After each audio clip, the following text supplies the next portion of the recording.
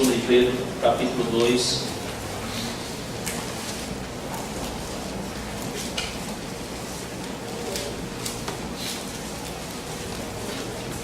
Eu vou fazer a leitura a partir do verso 10. Lembrando que na semana passada nós fizemos a exposição até a parte A desse versículo, mas eu inicio novamente desse versículo até o verso 22. Prestem atenção, por favor, a leitura da palavra do Senhor. Especialmente aqueles que, seguindo a carne, andam em imundas paixões e menosprezam qualquer governo. Atrevidos, arrogantes, ou seja, os falsos mestres, não temem difamar autoridades superiores, ao passo que anjos, embora maiores em força e poder, não proferem contra elas juízo infamante na presença do Senhor. Esses, todavia, como brutos e racionais, naturalmente feitos para a presa e destruição, falando mal daquilo em que são ignorantes, na sua destruição também hão de ser destruídos, recebendo injustiça por salário da injustiça que praticam, considerando como prazer a sua luxúria carnal em pleno dia, quais nódoas e deformidades eles se regalam nas suas próprias mistificações, enquanto banqueteiam junto convosco, tendo os olhos cheios de adultério e insaciáveis no pecado, engodando almas inconstantes, tendo o coração exercitado na avareza, filhos malditos, abandonando o reto caminho, se extraviaram seguindo pelo caminho de Balaão, filho de Beor, que amou o prêmio da injustiça.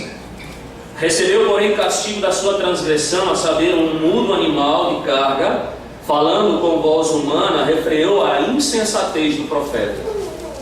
Esses tais são como fontes sem água, como névoas impelidas por temporal. Para eles está reservada a negridão das trevas, porquanto, proferindo palavras jactanciosas de vaidade, engodam com paixões carnais, por suas libertinagens, aqueles que estavam prestes a fugir dos que andam no erro, prometendo-se-lhes liberdade, quando eles mesmos são escravos da corrupção, pois aquele que é vencido fica escravo do vencedor.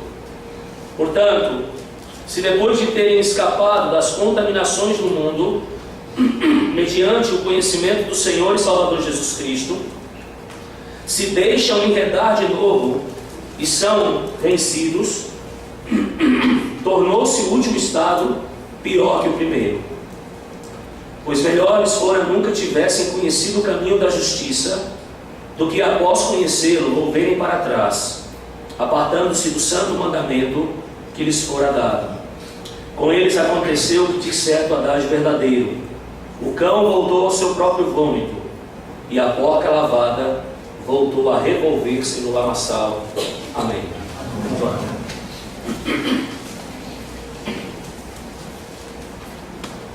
Senhor, mais uma vez, e muito grato por isso eu fico, e certamente os meus irmãos, porque temos mais uma vez a leitura da Tua Palavra, ó Deus, a porção da Escritura diante de nós, e a instrução, consequentemente, ó Deus, dessa porção da Tua Palavra. Obrigado, ó Deus, porque o Senhor tem nos abençoado, porque o Senhor tem nos dado, ó Deus, a condição de conhecer a Tua vontade. O Senhor tem revelado, através da Tua Palavra também, os perigos que nós enfrentamos como Igreja do Senhor. E nos ensina, nos admoesta, ó Deus, nos exorta a não nos envolvermos com aqueles que, porventura, trazem o erro, não advogando assim da parte do Senhor, não tendo autoridade para falar em nome do Senhor. Então o Senhor nos chama a atenção para esses e para os seus ensinos, que não estão, ó Deus, fincados ou muito menos restritos ao passado, mas que continuam, ó Deus, afligindo a igreja do Senhor nesses dias. Rogamos nessa noite, então, mais uma vez, por aquilo que temos aprendido em Tua Santa Palavra aqui, por meio do apóstolo Pedro, inspirado pelo Senhor, que nos torne, ó Deus, hábeis, que nos torne, ó Deus, homens e mulheres que, atentos, conseguem identificar os operadores do erro e assim o rejeitam. Porque de fato, Pai, aquilo que interessa para a Tua igreja é só a Tua verdade. Então, Pai, nos abençoe nesse instante com essa mesma verdade pela qual nós ansiamos em nossa vida cristã. Fala comigo, que sou o pregador também, o Senhor já tem falado por meio do estudo da Tua Palavra. Fala com os meus irmãos que aqui estão presentes. Fala com aqueles, ó Deus, que estão também nos visitando nessa noite, membros, filhos do Senhor em outras denominações. Talvez aqui, Deus, alguém que seja descrente e que tenha, pela operação do Espírito Santo do Senhor, tenha sido trazido aqui. Fale também a esse coração, mostrando, Deus, que a única coisa que nos compensa nessa vida é vivermos um cristianismo autêntico, tão somente para a glória do Teu nome. Nós oramos então, agradecidos em nome de Jesus. Amém. Amém.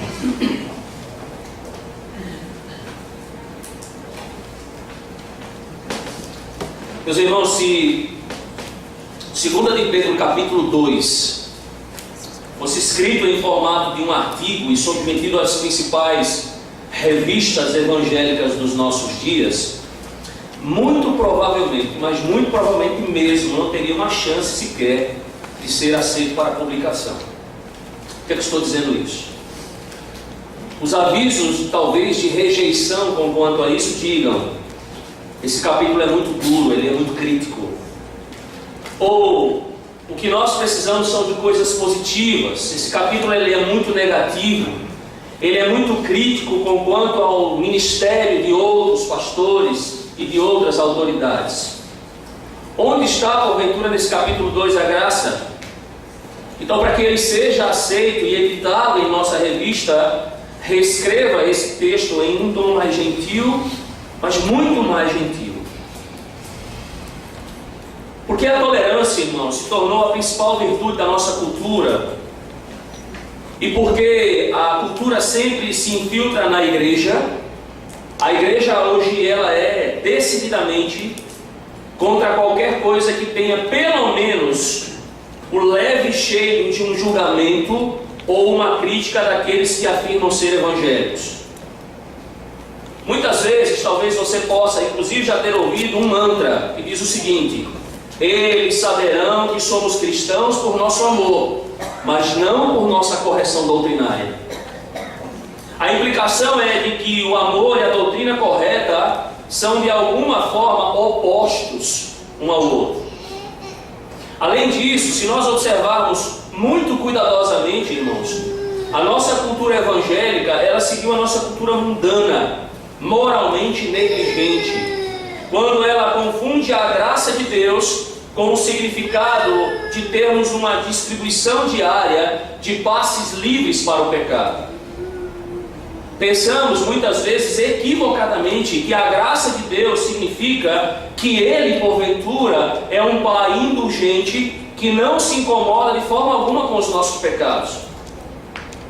Mas ao longo dos anos, os reformadores têm sido repetidamente acusados de não compreenderem a graça, porque ensinam que a salvação resulta de uma vida também de obediência a Deus. Paulo diz isso, por exemplo, em Tito, no capítulo 2. Um estilo de vida de pecado é uma evidência de que nós não somos verdadeiramente salvos. Essa é a pregação dos reformadores, e eles têm sido atacados exatamente aí. Mas em contraste, irmãos, com a ênfase da nossa cultura em ser gentil com todos os que se chamam cristãos, não importa o que se ensine, o Espírito Santo do Senhor achou por bem registrar na Santa Palavra de Deus, 2 de Pedro capítulo 2. E não apenas isso, caso perdêssemos esse texto de vista, teríamos ainda a carta de Judas, que trata semelhantemente do mesmo assunto. Ambas as passagens, tanto aqui quanto em Judas, nos dão este retrato estendido dos falsos mestres, para que possamos estudá-lo com cuidado, para que então possamos identificar esses que são aqueles operadores do erro quando eles aparecem, e a todo custo evitarmos os seus ensinos. Diante disso, devemos conhecer então, irmãos, as características que para nós são extremamente chocantes. Nós que somos homens e mulheres que buscamos a piedade da parte de Deus, quando olhamos as características desses homens, deveremos estar chocados acerca também dos seus métodos enganosos, o seu estado lamentável como falsos mestres, de modo que evitemos segui-los em seus próprios pecados. Perceba que Pedro, então, no capítulo 2, nós já vimos isso anteriormente, ele vai estabelecendo uma série de julgamentos, uma série de questões em relação aos falsos mestres. Mas a partir da parte B, do verso 10, ele começa então a não mais tratar sobre a perspectiva doutrinária, a qual ele vai sim voltar no capítulo 3, falando de um dos principais elementos que são descaracterizados por esses falsos mestres. Mas aqui, na segunda parte desse capítulo 2, a partir da parte B do verso 10, ele vai nos mostrar então o estilo de vida pecaminoso desses homens. E ele vai nos mostrar algo também muito importante. O que é? Que nós não apenas identificamos esses falsos mestres por meio do seu falso ensino, da sua falsa teologia, mas quando nós nos deparamos também com a sua própria vida, a maneira como eles vivem. Então perceba que eles pareciam ensinar que uma vez que somos livres em Cristo, somos livres para satisfazer qualquer concupiscência carnal, qualquer pecado. Portanto, a advertência desses versículos, quando nós vamos olhar de uma maneira prática para a vida desses homens, é para estarmos não apenas alertas contra a teologia errada, mas também para qualquer ensino que porventura nos encoraje, meus amados irmãos, a vivermos uma vida de pecado diante do Senhor. Diante disso, eu quero propor um tema para meditarmos nessa noite. Conhecendo as características dos falsos mestres, devemos então aprender. Em primeiro lugar, aprender o quê? Que os falsos mestres são cheios de arrogância, desafio, luxúria e cobiça. Quero que você volte comigo então, seus olhos novamente para o texto. A parte B desses versículos, do versículo 10, Pedro havia terminado de falar e ele diz que esses homens, seguindo a sua carne, andando em imundas paixões, também menosprezavam qualquer governo. E nós não estamos falando apenas do governo eclesiástico, nós estamos falando principalmente do governo estabelecido sobre eles do nosso bendito Senhor e Salvador Jesus Cristo. Não desprezavam apenas governos terrenos, mas desprezavam o próprio governo de Cristo, insurgiam-se contra o governo do Senhor Jesus Cristo.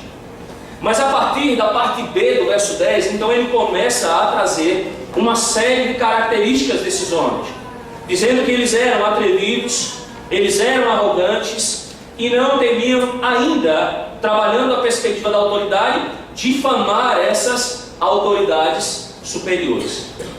Então veja que Pedro está descrevendo o quê? A arrogância desses homens, o desafio, que esses homens têm, dizendo que eles então desprezam a autoridade. São atrevidos e arrogantes, e você vai perceber que também por 3 vezes, entre os versículos 10, 11 e 12, Pedro vai usar mais 2 palavras aqui que são importantes, palavras injúria e infâmia, da qual nós obtemos aquela palavra muito conhecida no Evangelho, blasfêmia. E é importante estabelecermos o conhecimento dessas palavras nesse texto, porque daqui inferimos que essas palavras e o uso delas por Pedro aponta, irmãos, para um total desrespeito para aquilo que é sagrado ou altamente respeitado pelo Senhor. Veja aqui o que Pedro quer nos dizer nesses versículos de 10 até o verso 16, é que esses homens arrogantemente pontuaram sobre assuntos espirituais, ou seja, eles tiraram as suas próprias conclusões sobre assuntos de ordem espiritual, e que eles não se submetem dessa forma à santa palavra de Deus, ou muito menos temem a quem? Ao próprio Deus. Existe um debate, irmãos, no entanto, nesses versículos, primeiros versículos aqui, sobre exatamente o que esses homens estavam insultando. Quando fazemos uma tradução mais acurada, mais literal, nós vamos perceber que literalmente aqui fala que eles estão simplesmente desprezando majestades angelicais, ou literalmente glórias angelicais. A maioria dos eruditos, estudiosos desse texto, entendem que aqui no verso 10 e em Judas, verso 8, refere-se então a quem? Anjos caídos. O verso de número 11 está dizendo então que os santos anjos, em contraste com os falsos mestres que estão agora dentro da igreja, nem mesmo trazem um julgamento injurioso contra esses anjos caídos. Mas para entendermos melhor isso, Judas 9, ele é mais específico para nós. Ali Judas diz: contudo, o arcanjo Miguel, quando contendia com o diabo e disputava a respeito do corpo de Moisés, ele não se atreveu a proferir juízo infamatório contra quem? Contra ele, ou seja, contra Satanás. Pelo contrário, disse: o Senhor te repreenda. Perceba que Judas, ali em Judas 9, está se referindo a uma história judaica, que tem por título a Assunção de Moisés, no qual então a história nos conta que o diabo está discutindo com Miguel sobre o direito de Moisés a um enterro honroso, porque na verdade ele havia assassinado um egípcio. E perceba que em vez do anjo do Senhor repreender o diabo diretamente, Miguel pediu ao Senhor para que fizesse isso, para repreender o diabo, e o diabo fugiu então para que Miguel pudesse completar o enterro de Moisés.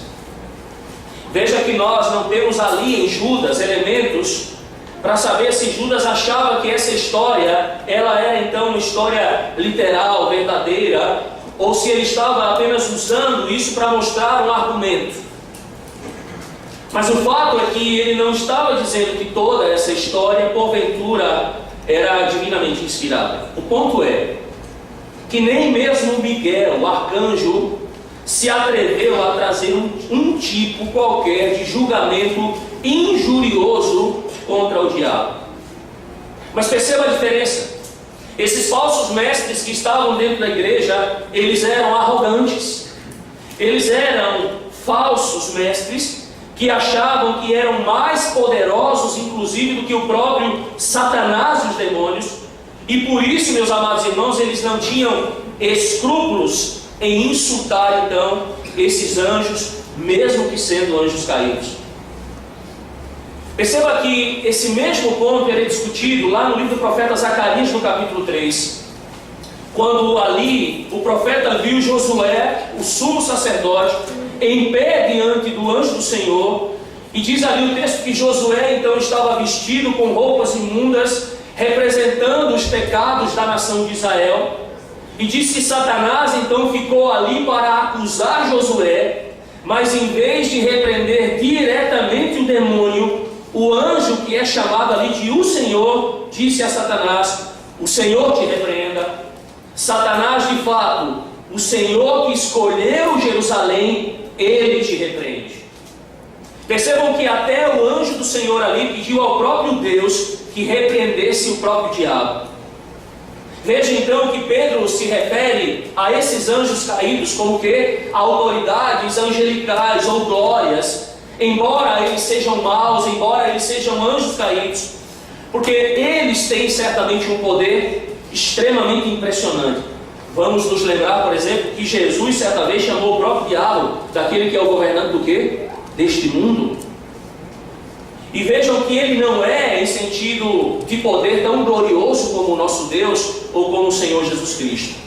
Ele não tem a força que o nosso Deus tem. Ele não tem o poder, inclusive, que os santos anjos do Senhor têm. Mas o Satanás e seus anjos exercem sim poder e autoridade impressionantes durante esta que é a presente era maligna, meus amados irmãos. Percebam que então precisamos sim temer a Deus. Não precisamos ter medo de Deus, precisamos temer ao Senhor, mas não precisamos temer o diabo, mas devemos sim respeitar o seu poder. Perceba que em Cristo, com a nossa armadura espiritual no seu devido lugar, podemos permanecer firmes contra ele e pedir inclusive a Deus que o repreenda. Mas ele não é uma força que nós porventura deveríamos subestimar. Por que eu estou dizendo isso? Eu não sou daqueles que sou fã de TV cristã. Não sei se você perde o seu tempo, muitas vezes assistindo a alguns programas que são ditos programas o quê? Evangélicos. Mas eu já vi o suficiente para saber que nós temos vários charlatões na TV que proclamam ousadamente que vão fazer o quê? Que vão pisar na cabeça de Satanás, que vão amarrar os demônios ali em seus programas. E é impressionante o nível de audiência que essas pessoas conseguem.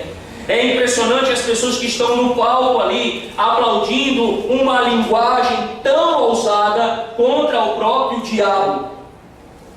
Mas a verdade é que eles não têm e não fazem a mínima ideia com quem eles estão lidando, com o tipo de poder e forças espirituais das trevas com que eles estão lidando. Lembramos aqui também, a título de esclarecimento para nós, do texto de Atos capítulo 19, ali como 7 filhos de Seva que permaneceram ali, achavam que poderiam comandar então o quê? Os demônios, que poderiam exorcizar. E aí o texto, até com um pouco de humor, nos conta que um endemoniado pula no meio deles e meio que arrebenta todo mundo ali, e eles fogem então, inclusive nus, pensando arrogantemente então e desafiando uma que mesmo que fosse uma má autoridade espiritual, mas desafiando ali o próprio Satanás. Mas Pedro nos mostra ainda nesses versículos de 12 a 16 que esses mestres que não temem essa autoridade, que não temem proferir julgamento, inclusive, contra essas autoridades celestiais, mesmo que sendo anjos caídos, eles são homens que são cheios de quê? De luxúria e cobiça. O texto continua e nos diz: esses, todavia, como brutos e irracionais, naturalmente feitos para presa e destruição, falando mal daquilo em que são ignorantes, na sua destruição também hão de ser destruídos, recebendo injustiça, o salário da injustiça que praticam. Os falsos mestres, irmãos, sem dúvida, se orgulhavam de sua visão e conhecimento espiritual. Mas ainda no verso 12, Pedro vai fazer uma comparação. Pedro vai compará-los a animais irracionais, animais nascidos como que criaturas de instinto, para serem capturados e mortos, insultando coisas onde certamente eles não têm conhecimento para fazer isso. Pedro aqui no verso 12, irmãos, quer nos dizer que esses homens abandonaram nada mais, nada menos do que a sua habilidade racional dada por Deus e preferiram seguir as suas concupiscências como animais. Vejam que eles não eram controlados pela racionalidade, pela capacidade de avaliar e pensar nas coisas e decidir aquilo que é certo se fazer, mas eles eram controlados pelo quê? Pelos seus sentimentos. Eles desprezaram toda a informação advinda da palavra de Deus. E a última frase do verso 12 é extremamente importante, quando diz então que eles, esses que são ignorantes, na sua destruição também hão de ser o quê? Destruídos. Refere-se aqui, irmãos, ao julgamento final de Deus, não apenas sobre os anjos caídos, mas também sobre todos aqueles que viveram em gerações nesta terra e que viverão até a vinda de Cristo, quando, como o próprio Pedro vai dizer no capítulo 3, versos 10 e 12, que este mundo está sendo entesourado para ser destruído então por meio de quê? De fogo. Mas Pedro acrescenta aqui para a gente um outro ponto, irmãos. Verso 13, é a parte A, olhem comigo. Ele diz: recebendo injustiça, o salário da injustiça que praticam. Veja, Pedro não quer certamente que entendamos, e ele também não quer dizer, evidentemente, que eles sofrerão alguma injustiça porventura da parte de Deus.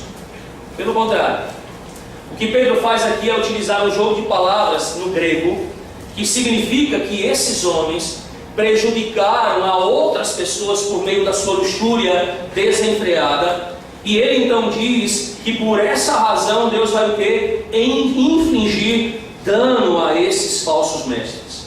É o mesmo que porventura o apóstolo Paulo prega ali em Gálatas capítulo 6, versos 7 e 8, quando ele também nos diz: não vos enganeis, de Deus não se zomba, pois aquilo que o homem semear, isso também ceifará.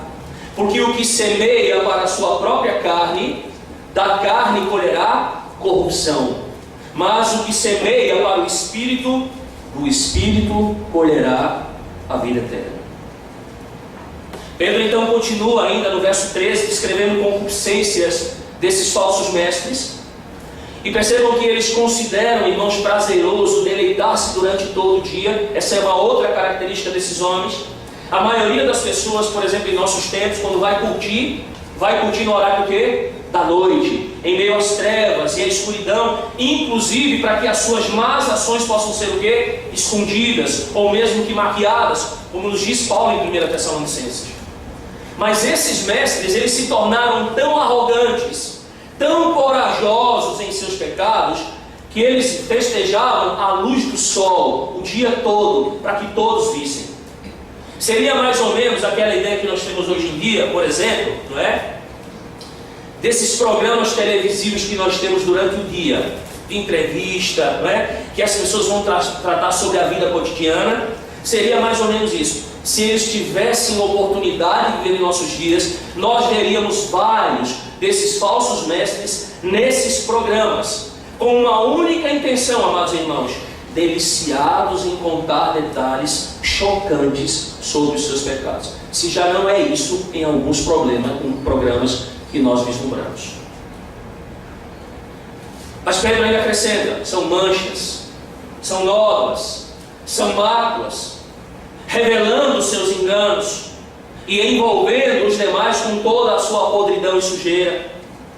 Tanto é que no capítulo 3, verso 14 dessa mesma epístola, Pedro vai fazer o quê? Ele vai estabelecer algumas palavras contraditórias, mostrando, por exemplo, que diferentemente desses falsos mestres que estão marcados pelo pecado e que através do seu pecado também contaminam outros, no verso 14 do capítulo 3 ele usa palavras opostas para dizer que os crentes devem ser então o quê? Imaculados e irrepreensíveis ante a santa presença do nosso Deus. Pedro também aqui se refere a um costume cristão, que era chamado de a festa do quê? Do amor, que era uma festa realizada pela igreja ou antes da proclamação da ceia, ou depois da ministração e participação da ceia do Senhor. Nós vemos isso no paralelo de Judas 12, quando Judas diz: esses homens são como rochas submersas em vossas festas de fraternidade. E diz então que eles se banqueteavam juntos ali, sem qualquer o quê? Recado. É exatamente essa imagem que Pedro está aqui. Perceba que Pedro, o que parece que Pedro está fazendo é tecendo aqui uma peça teatral. E ele nos diz nessa peça teatral que está sendo encenada, irmãos, que o comportamento desses falsos mestres não era um comportamento digno de ser chamado, ou muito menos participar de uma festa de amor da igreja do Senhor. Quando se olhava para essas manifestações festivas supostamente de amor dentro da igreja, o que se olhava era um comportamento completamente reprovável, ou seja, algo que era decepcionante aos olhos. E vejam que eles estavam ali então enganando os crentes. Eles participavam dessas festas de amor, mas ao mesmo tempo eles enganavam a si mesmos, amados irmãos. Por quê? Porque eles pensavam que realmente eles eram alguém que estavam participando do amor de Cristo e da igreja de Cristo. Mas veja que Pedro está expondo o quê? Toda a lascívia desses homens. E ela não para por aqui. Eles não maculavam apenas essas festividades da igreja. Eles não estavam ainda penetrando e simplesmente abordando algumas áreas da igreja e trazendo ali os seus malefícios.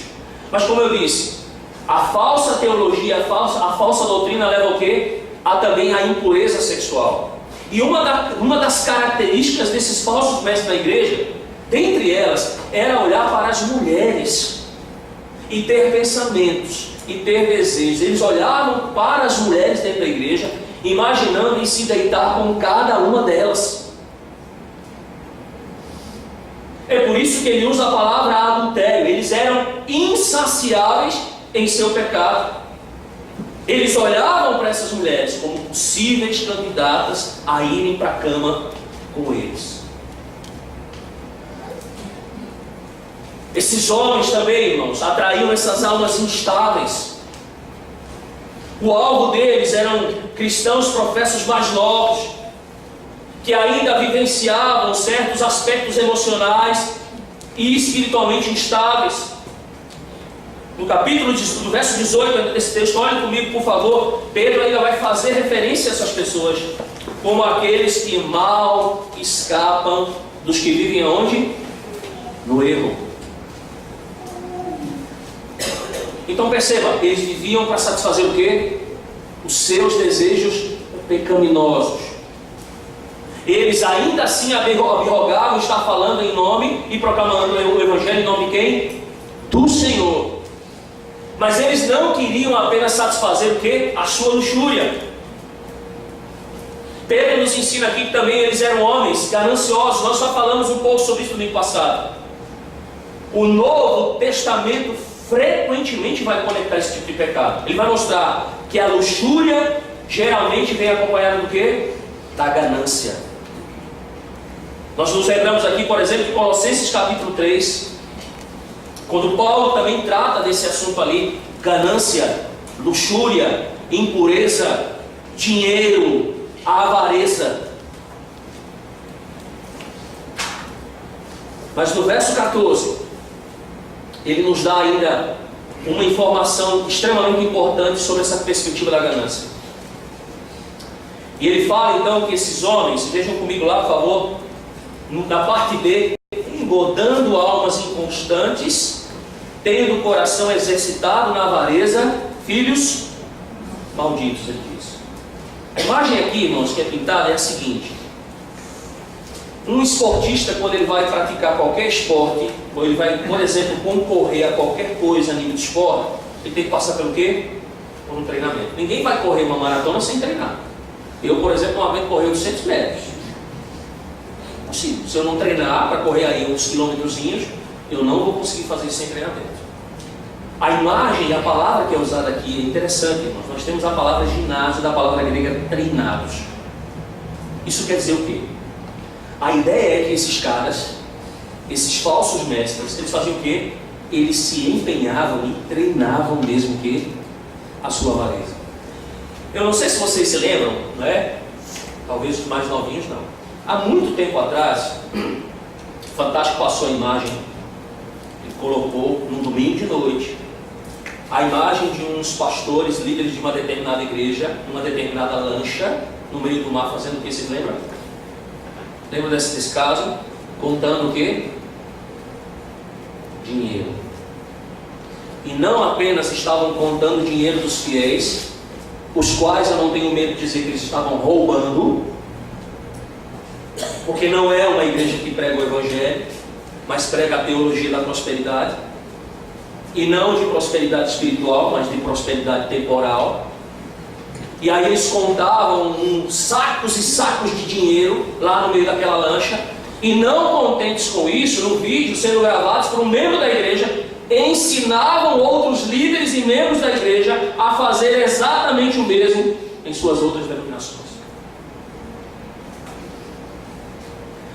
Esses caras, esses falsos mestres, eles são inescrupulosos, eles não medem esforços, eles treinam, eles ficam em forma em sua ganância, eles fazem os seus corações ficarem em forma acerca da ganância. Eles pegaram a ganância normal, com a qual todos nós lutamos, com um certo aspecto da avareza, com o qual muitos de nós lutamos, e exploraram isso com exercícios frequentes. É por essa razão também que eles são chamados nesse texto de filhos amaldiçoados, que em hebraico quer dizer que eles estão debaixo da maldição de Deus e destinados certamente ao inferno.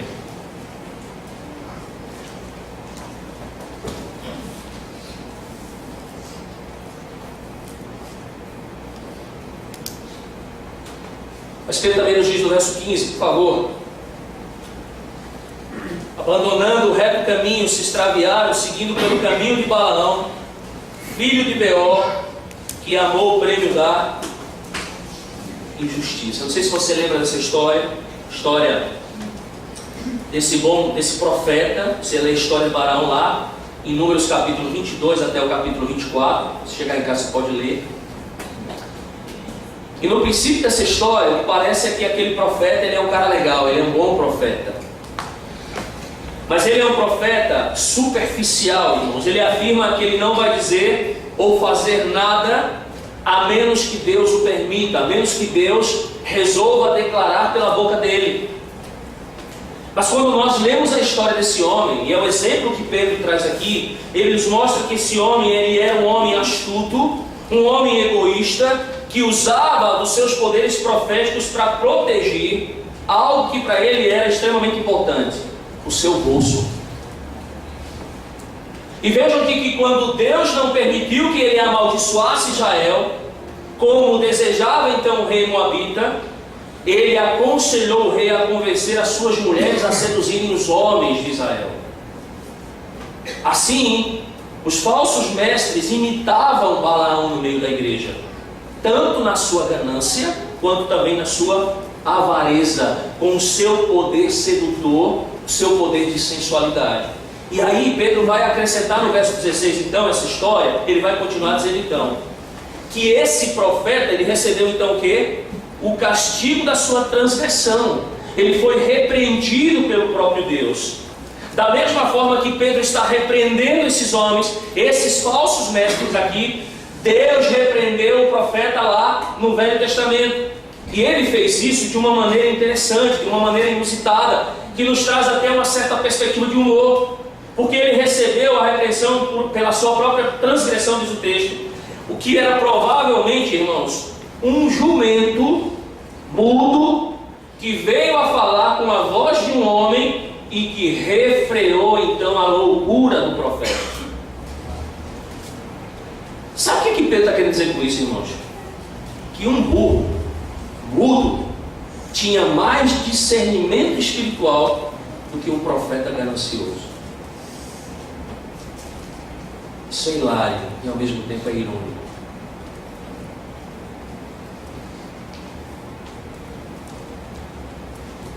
Quando Pedro chama de louco, insensato, ele mostra a insanidade desses homens.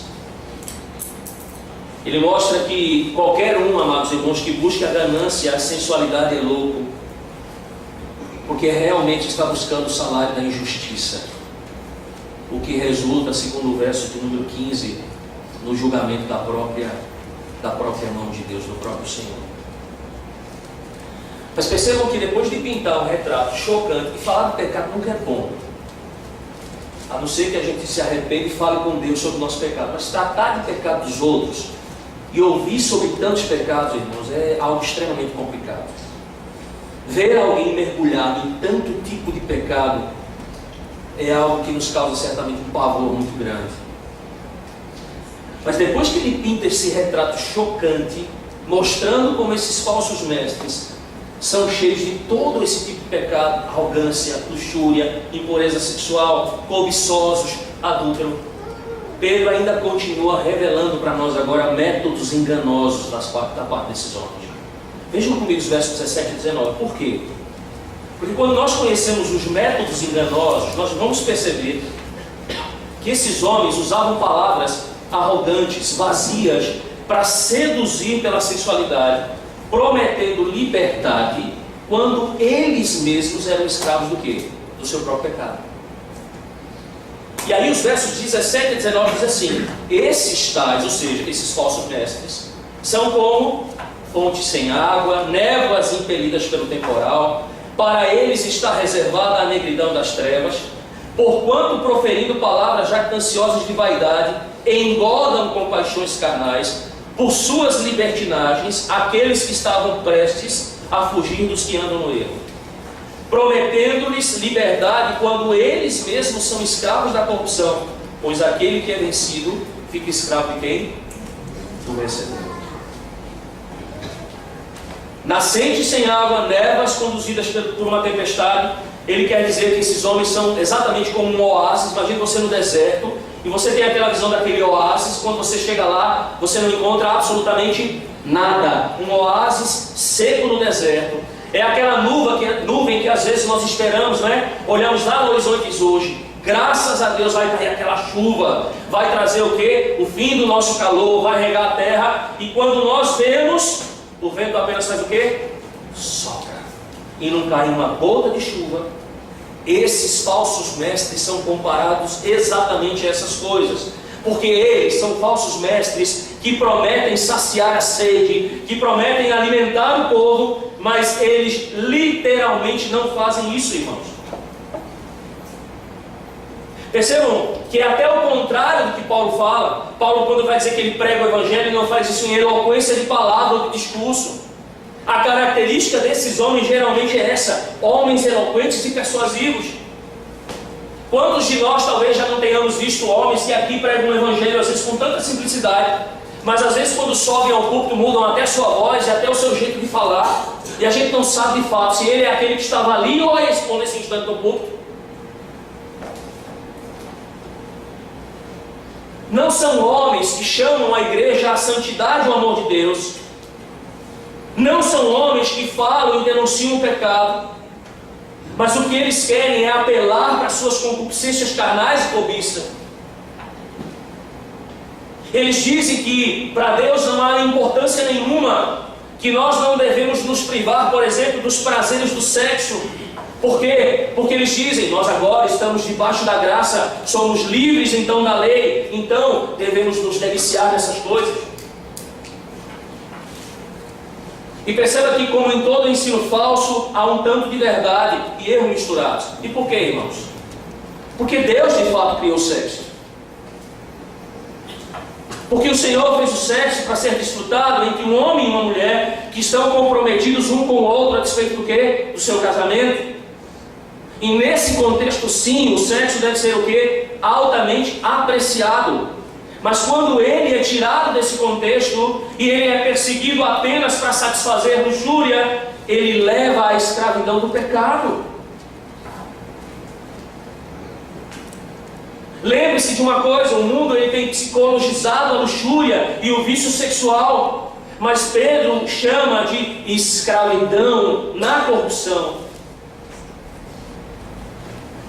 E o mesmo, irmãos, acontece exatamente quando uma pessoa se entrega à ganância, que muitas vezes vai se expressar porventura por um jogo compulsivo ou roubo. E aí as pessoas vão dizer, pastor, ele não é viciado. Ou quando nós falamos de pecado, por exemplo, as pessoas hoje dizem que não, pastor, não é pecado, o que ele tem é uma doença. Muito pelo contrário, irmãos. Um homem que pratica essas coisas, quando nós olhamos para os falsos mestres, nós percebemos que voluntariamente eles se tornaram o quê? Escravos do pecado. Então não é doença. Mas deixa eu fazer aqui uma aplicação para a gente.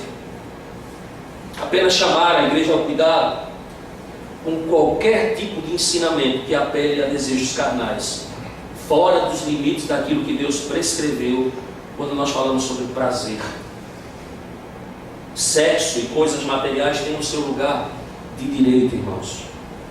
Mas quando eles se tornam um objeto de consumo das nossas vidas, provavelmente nós já somos vítimas, sabe de quê? De falso ensino.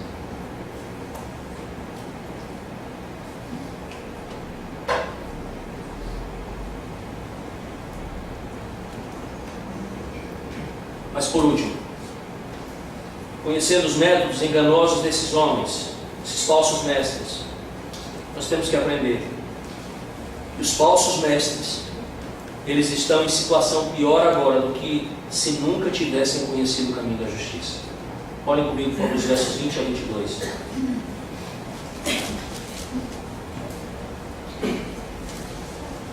Portanto, se depois de terem escapado das contaminações do mundo, mediante o conhecimento do Senhor e Salvador Jesus Cristo, se deixam enredar de novo e são vencidos, tornou-se o seu último estado pior que o primeiro.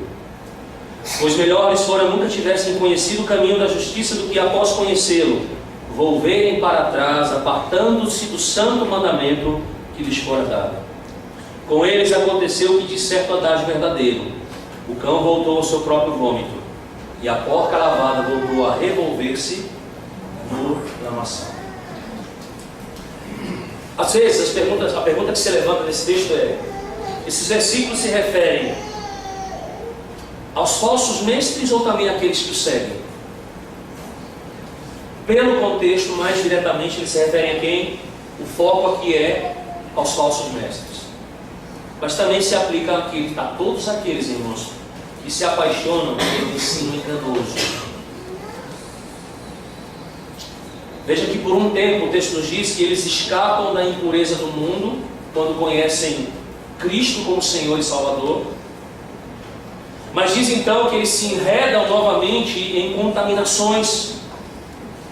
E diz então que o último estado se torna pior do que o primeiro. E aí há uma comparação de um cão que volta ao vômito e de uma porca que volta ao lodo, ao lamaçal. Duas questões devem ser levantadas, irmãos, nesses versículos importantes. Primeiro, duas perguntas. O que Pedro quer dizer, irmãos, quando ele diz que o último estado é pior do que o primeiro? E a segunda pergunta é: Pedro está dizendo aqui nesses versículos que um crente pode perder a sua salvação? Acerca da primeira pergunta, eu quero considerar duas coisas, quando Pedro diz que o último estado é pior do que o primeiro. E aqui, para a gente pensar, pode ser pior porque uma pessoa que ouviu o Evangelho e teve alguma experiência da vida cristã, é mais difícil de restaurar ao verdadeiro conhecimento de Jesus Cristo.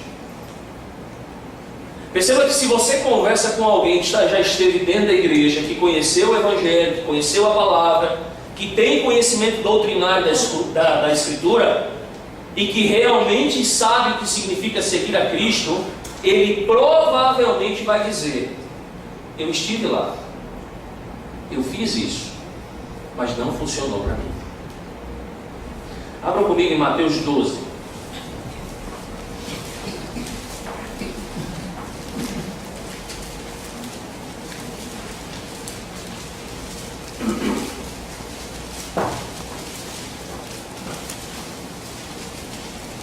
Apenas para complementar o nosso pensamento. Mateus 12, versos 43 a 45.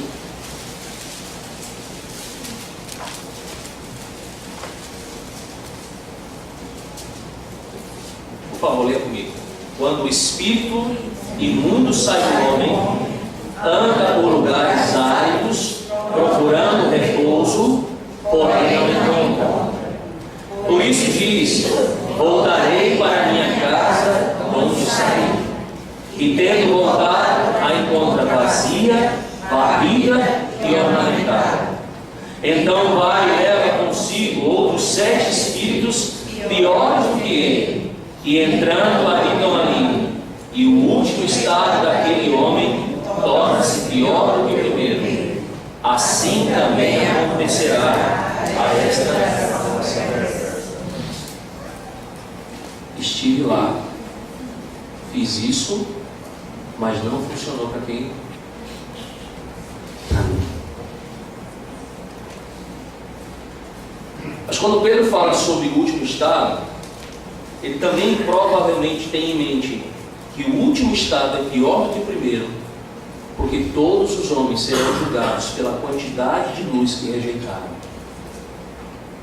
Eu convido você novamente a abrir comigo em Lucas 12, versos 47 e 48.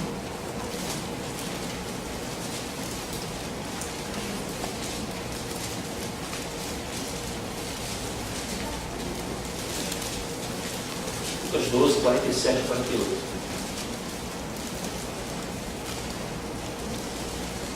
Nós lemos esse texto, eu vou apenas lembrá-los do finalzinho dele, quando diz assim: aquele servo, porém, que conheceu a vontade do seu Senhor e não se aprontou, nem fez segundo a sua vontade, será punido com muitos açoites.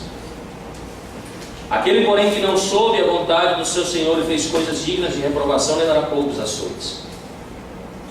Mas aquele a quem muito foi dado, muito lhe será o quê? Exigido. E aquele a quem muito se confia, muito mais lhe pedirá. Meus irmãos, essas pessoas tinham sido expostas a muita verdade. Muita verdade.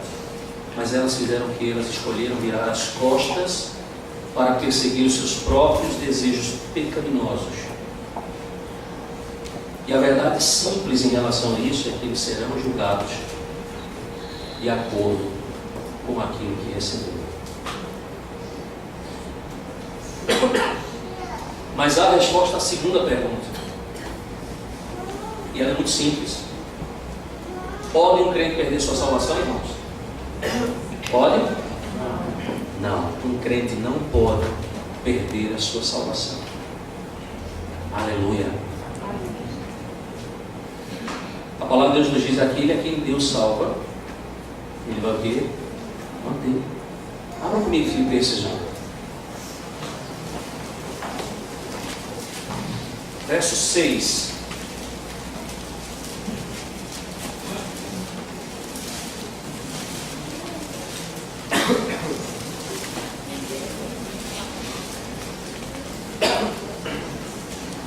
Palavras inspiradas de Deus ao apóstolo Paulo.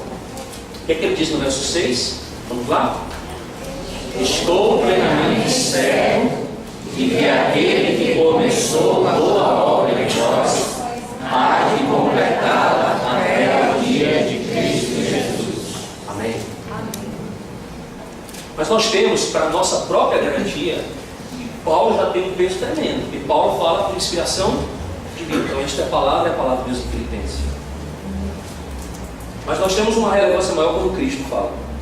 E Jesus nos disse que Ele não lançaria fora nenhum daqueles que o Pai haveria de lhe conceder. Havia, na verdade, lhe dado, em João 6. No outro texto, em João capítulo 10, verso 28, Jesus diz: ninguém pode arrebatar as ovelhas da minha mão. Percebem, irmãos? A pergunta certa para se fazer não é se um crente pode perder a sua salvação. Essa pergunta, na verdade, ela é uma pergunta errada.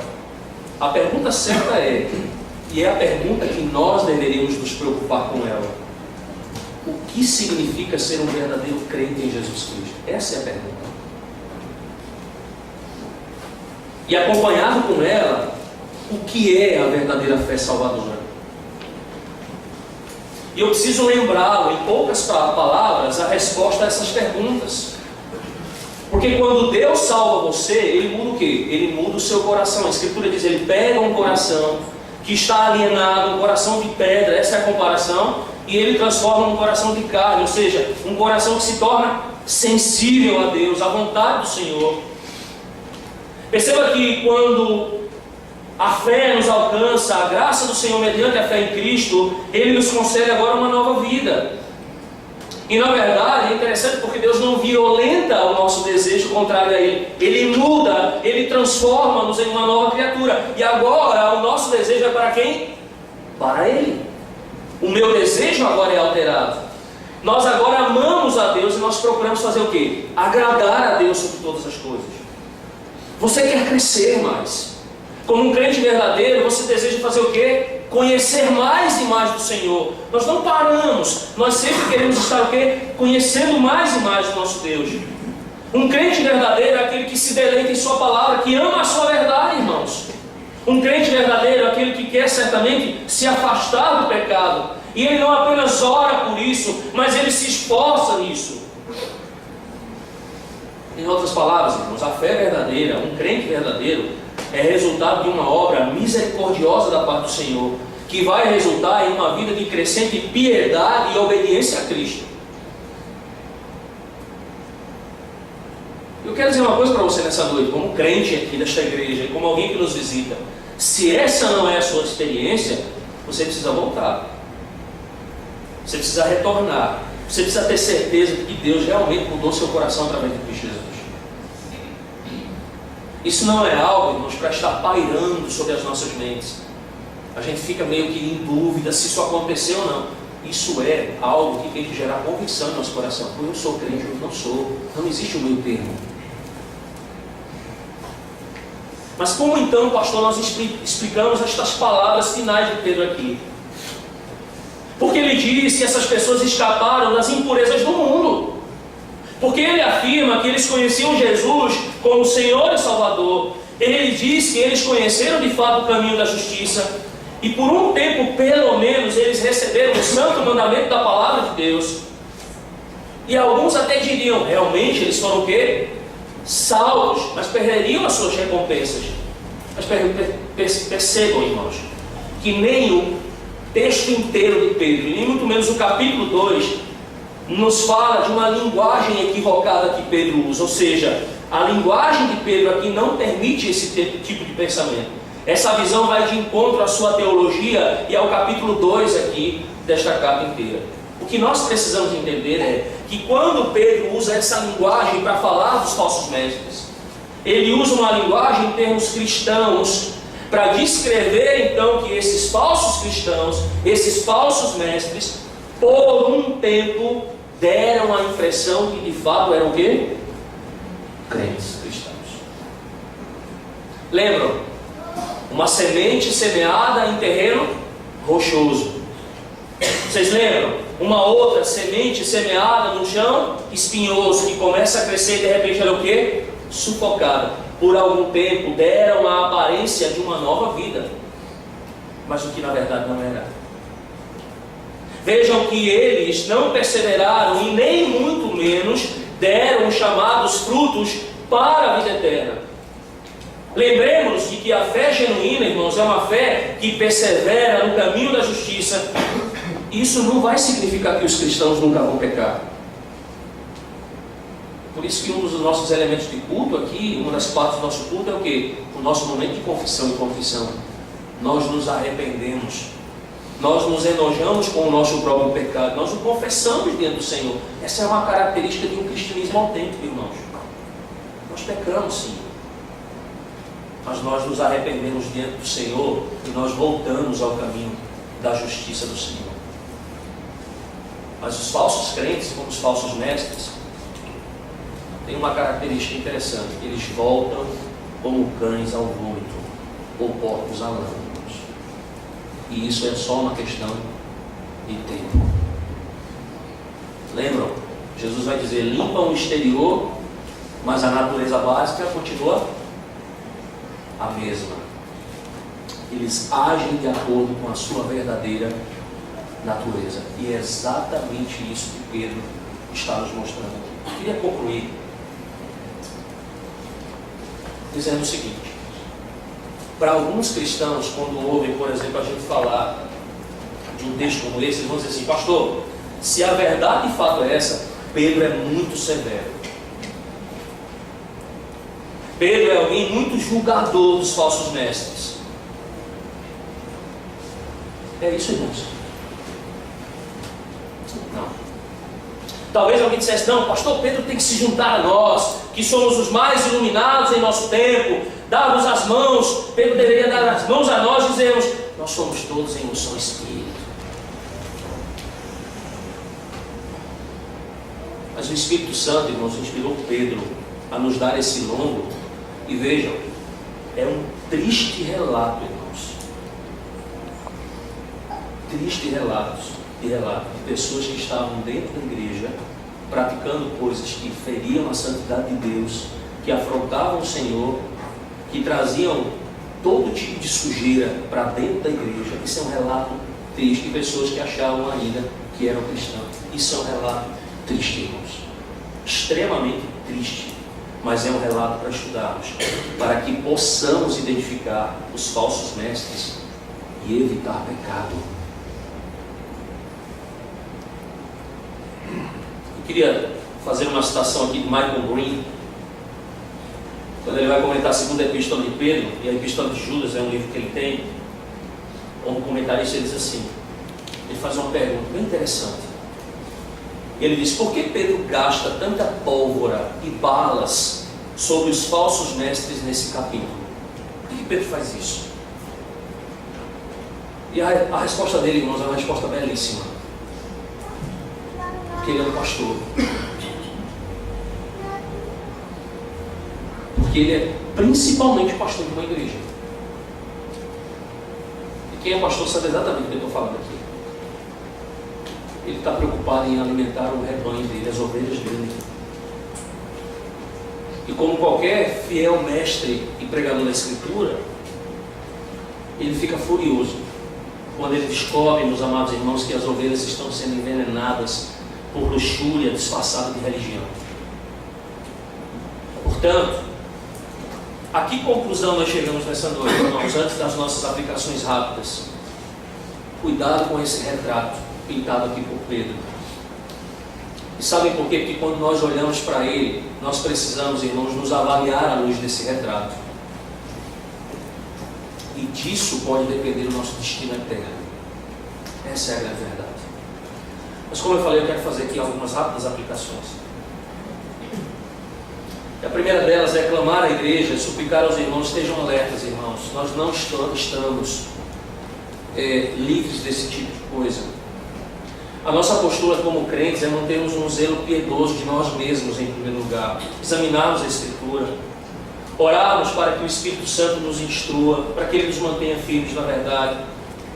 Andarmos humildemente com Deus. Vigiarmos contra tudo aquilo que possa provocar ou nos entregar a uma mente reprovável, para que assim possamos viver o verdadeiro cristianismo em serviço ao Senhor. Em segundo lugar, irmãos, Deus é provocado de forma mais intensa por aqueles que em sua conduta desprezam o Evangelho. Assim também quando desobedecem à sua santa lei e a difamam, inclusive espalhando desprezo contra Deus e contra a sua própria graça. Em terceiro, o diabo, irmãos, e às vezes dizem que os reformados não gostam muito de falar sobre o diabo, né? Mas o diabo, irmãos, ele está à espreita, querendo nós ou não. Ele está à espreita e mais perto, e ele confina mais rigorosamente os que ele recapturou para si. Percebam, depois de que aquelas pessoas se afastaram dele e professaram ser seguidores de Cristo, o diabo agora, ele guarda sob uma proteção mais intensa essas pessoas que ele trouxe de volta para quem? Para ele. E não é de se admirar, então, que essas pessoas que foram, então, recapturadas por Satanás, façam exatamente o que Pedro diz: cães que voltam ao vômito e porcas que voltam à lama. Isso é de se esperar tranquilamente. Mas por último, irmãos, nós temos um relato do pecado nesse texto, e nós vimos aí uma série deles. Mas também nós temos aqui para nós um chamado ao cristianismo autêntico. E nós devemos aprovar o cristianismo autêntico. E nós devemos perseverar naquilo que é o cristianismo autêntico. Por quê? Porque ele é o caminho da justiça, irmãos. Esse é o caminho que nós devemos trilhar, uma vez que o próprio Senhor Jesus Cristo deu a vida por nós.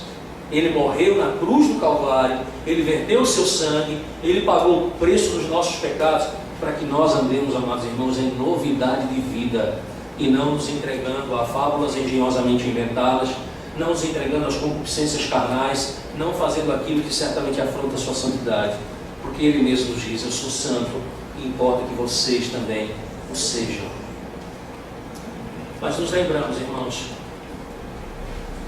que esse caminho que como crentes devemos trilhar, ele é um caminho estreito. Mas como Jesus nos ensina, é o único caminho que conduz ao quê?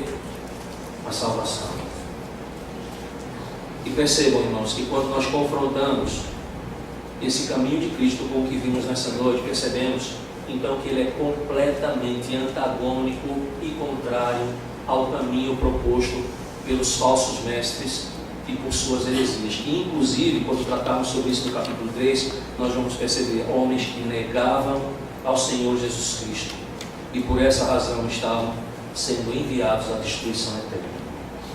Então que o Senhor, irmãos, aplique a palavra dele ao nosso coração nessa noite, e que possamos vigiar, sermos vigilantes com quanto à doutrina, e avaliarmos também tudo aquilo que vem a nós, olhando inclusive para a vida das pessoas que nos ensinam.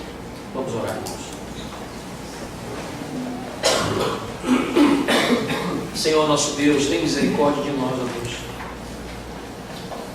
Nós somos muito suscetíveis, Deus, a ouvirmos vários tipos de coisas e darmos muito crédito às pessoas que falam, quando muitas vezes pessoas não estão falando em nome do Senhor. O que recebemos nessa noite foi uma porção do Evangelho do Senhor, graciosamente, que nos ensina a não avaliarmos essas pessoas apenas pela falsa doutrina, o que certamente é extremamente importante para nós. Identificarmos heresias e coisas contrárias à tua palavra e rejeitarmos, assim, se possível, logo em primeira instância. Mas às vezes nós também já pregamos aqui, dissemos isso, essas coisas elas são muito sutis, elas entram no meio da igreja com muita sutilidade e elas causam um grande malefício à igreja. Essa noite recebemos uma instrução da parte do Senhor dizendo que a nossa avaliação não é apenas teológica, mas inclusive devemos acompanhar a vida daquelas pessoas que trazem doutrinas, que ensinam, ó Pai, a igreja, que se esmeram em fazer isso e que devem sempre estar centrados na cruz do Senhor Jesus. O ensino ele tem que ser avaliado também à luz da vivência dessas pessoas. Precisamos nos afastar de todo tipo de doutrina que porventura quer nos levar a uma vida perniciosa diante do Senhor, a uma vida de impureza. Nós não fomos salvos por Cristo, a liberdade de Cristo, para fazermos uso da liberdade em prol da libertinagem, Senhor, mas para vivermos tão somente para a Tua glória. Portanto, a minha súplica nessa noite, Senhor, é que o Senhor nos dê arrependimento de pecados aqui, Senhor. Que se porventura, Pai, em algum momento nós demos ouvidos a alguma coisa que não Te agradou, que não de fato faz parte da Tua palavra, nos perdoe e tenha misericórdia de nós. Que se porventura, ó Deus, como os falsos mestres, temos vivido uma vida de devassidão, de pecado, entregues a esse tipo de coisa, muito provavelmente, ó Deus, nós já demos ouvidos a algum tipo de doutrina falsa, ou até promulgamos uma falsa doutrina em nosso coração. Também nos livre disso, Senhor. Ajuda-nos a que nos arrependamos de fato e, como aqui também foi dito, pelo que Cristo fez, tenhamos uma vida piedosa e santa diante do Senhor. Então, Pai, perdoe os nossos pecados, ó Deus, e tenha misericórdia da Tua igreja. Mas eu também quero rogar por aqueles que nos visitam, talvez algum incrédulo aqui nessa noite, Deus, visite seu coração. Fale, ó Deus, ao seu coração, mostrando que só há um caminho, só há uma verdade na qual devemos crer. Essa verdade está em Tua Santa Palavra. E o caminho, e o único caminho que também é pregado em Tua Palavra, e nessa verdade, é que Cristo é esse caminho. E que é esse caminho que conduz à salvação, porque todos os demais caminhos que nos são apresentados, e especificamente aqui no contexto de Pedro, com os falsos mestres, seus falsos ensinos, são caminhos que levam à destruição e à perdição. Então, Pai, todos nós somos chamados ao arrependimento nessa noite. E mais uma vez eu suplico, tem misericórdia de nós. Trabalhe nosso coração, Pai. Trabalhe nosso desejo de piedade e santificação. Ó Deus, nos dê aquele grande desejo de estarmos conformados a Cristo Jesus. E cada dia mais busquemos esse que é o nosso soberano alvo, ó Deus, para a nossa vida. Sermos iguais a Cristo. E, ó Deus, promulgue em nosso coração sempre a Tua Santa Lei. Enche-nos nas nossas mentes e o nosso coração da Tua Santa Palavra. Que as palavras dos nossos lábios e o meditar do nosso coração sejam agradáveis diante do Senhor. Ó Senhor, instrui a Tua igreja. Auxilia-nos. Fortalece-nos por meio do Espírito Santo do Senhor. Aqui nós possamos nos manter firmes, louvando e glorificando o Senhor por meio da Tua verdade. Em Cristo nós oramos e em Cristo nós agradecemos. Amém.